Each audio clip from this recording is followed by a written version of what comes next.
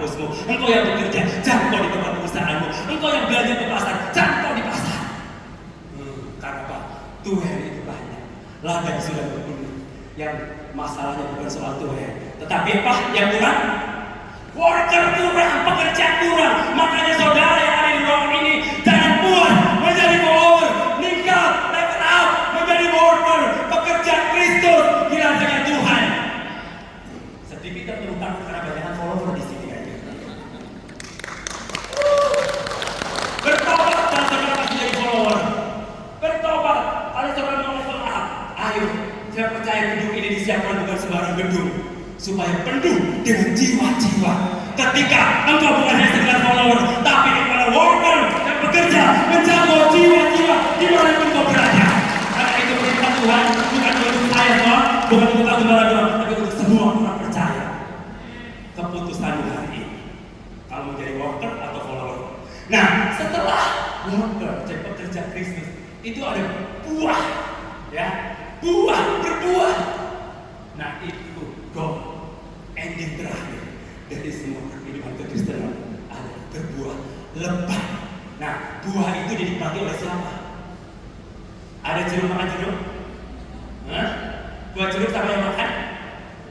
Ya saudara dan saya, ya kan? Buah durian siapa yang makan? Apakah durian makan durian? Tidak, saudara. Buah durian yang makan saya dan saudara. Nah, goal kita menjadi orang Kristen yang berbuah, berarti buah itu dinikmati oleh siapa? Oleh orang lain. Orang Kristen yang berbuah lebat, yang berbuah, orang Kristen itu udah gak mikirin kehidupannya sendiri. Yang dipikirin adalah kepentingan orang lain, yang dipikirin adalah keselamatan jiwa-jiwa. Ketika melihat orang-orang yang susah, dia tergerak untuk menolong. Ketika melihat orang yang sakit, tergerak untuk mendoakan. Ketika melihat orang yang bermasalah, saudara menjangkau dia untuk keluar dari masalah itu. Itu berbuah.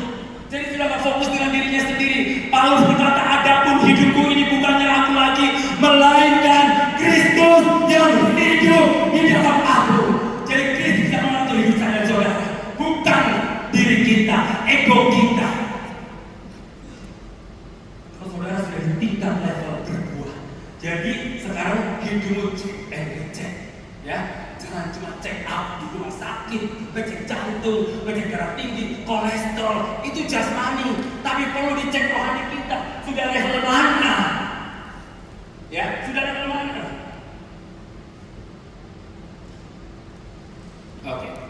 Bagaimana respon hidupmu setelah kita mendengar hari kedatangan sudah dekat?